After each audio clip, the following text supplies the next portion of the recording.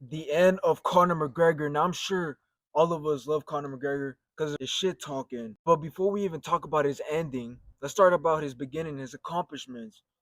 Well, he beat Jose Aldo in an astonishing round one KO, won the belt. Another astonishing win with Eddie Alvarez and took his belt again with an astonishing win. Now, Conor McGregor on top of his game at this point. Then he fought Floyd Mayweather. Now, there's a little bit of his downfall now. I don't know if it's because of the paycheck that he got from that fight, but I don't think we got the same Conor McGregor after that fight. Because after that fight, there was rumors of him fighting Khabib, and it happened. But there was also rumors that he was drinking a lot during his camp, during his training, which came out not a rumor but true because then in the press conference we could see Conor McGregor drinking. Could have this affected his performances? And if you guys seen his documentary on Netflix like I did, you will know that he also came into that fight with an injury. So there was two downfalls here. Khabib in his prime at that time, great fighter. I have nothing against Khabib. I'm not saying that Conor McGregor should have won that fight by a very incredible win, but I'm saying I feel like he could have put more out there in that fight. He lost a devastating loss through a chokehold, tapped out. This was very embarrassing for Conor McGregor after all the smack talking that he was doing during the prep of that fight. Now, he did come back with an astonishing win against Cowboy. Great victory for Conor McGregor. But I think after Cowboy, we didn't really see much of Conor McGregor training. We seen he got bigger physically, but we didn't see a lot of training anymore. We seen him going on yachts, which I have nothing against with him doing that. That man deserved everything he has, all the boats that he has, all the jury. But I don't think he had that same grind in him, that same energy. I think after Proper 12, I think at the same time, this is when he sold a big percentage of Proper 12, got a big check. I don't think he was that hungry to fight anymore. And hell, I don't blame him. I mean, imagine getting that big paycheck and saying, I still want to get injured. I still want to go into that octagon and maybe get a concussion, maybe break a bone or two. My brother will be talking about his current situations, about what he's been doing in the past 3 and 4 years. Okay, so now let me get into the backstory of Conor McGregor and Dustin Poirier. Why? Because this is what ended up putting Conor McGregor in the position that he is right now. So let's go over the first fight. What happened in the first fight?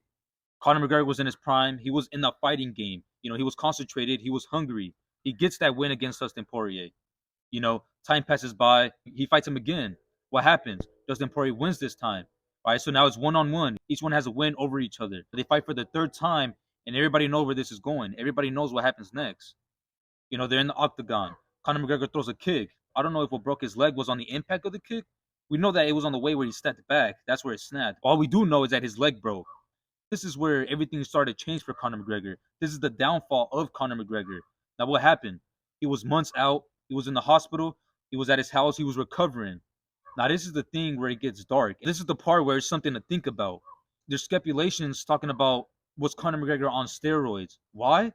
Because this what happens when an athlete gets injured. When somebody gets injured in the way that he got injured and they need to go back to doing WWE or going back to boxing or playing this sport, whatever it may be, they take some type of performance enhancing drugs to speed up the process. Obviously, not just because of the recovery is what gave me suspicions, but also because of his physique. How do you have an injury and still able to work out and at the same time build more muscle and get bigger and leaner than you were before? And now, not only was his physique changing, but his facial features. I think he was on human growth hormones, HGH. Now, why this steroid and any other steroids? Because look at his symptoms.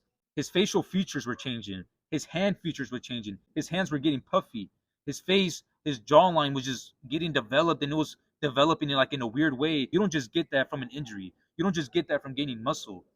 You get that off steroids. But look at his skin. His skin was also turning very red. His forehead was very greasy. If you look at his Instagram, those pictures are up.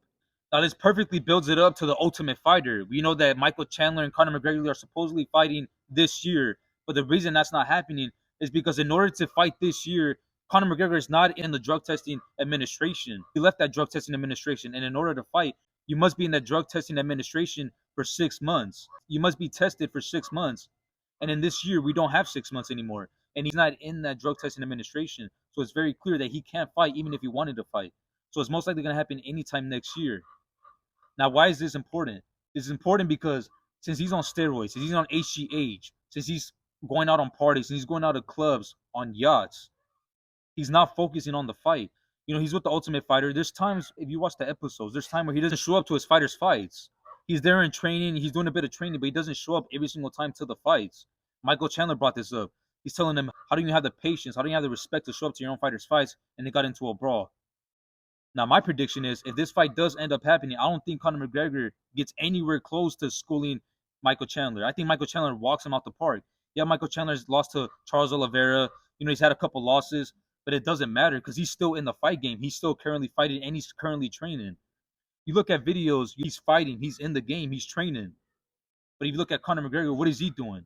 He's drinking, having fun, not really focusing on this preparation for the fight. It could be because he knows that he's not in the drug testing administration, so he knows that this fight is still months away from happening, if not years away from happening. It could be because of that. But at the same time, if he wants to make this fight happen, if he wants to fight Michael Chandler, he first needs to stop using human growth hormones because he can't get into the fight and he can't get into that drug testing administration if he's on these performance enhancing drugs. Now, I say this is the end for Conor McGregor. I think this is Conor McGregor's downfall. He lost against Dustin Poirier. He got an injury. People know he's on steroids. Leading up to this Michael Chandler fight, no one has any hope, or at least I don't have any hope for this fight, for this Michael Chandler fight. I don't think he's going to come out anywhere near on top. If anything, it's going to embarrass him even more and maybe leads to another injury.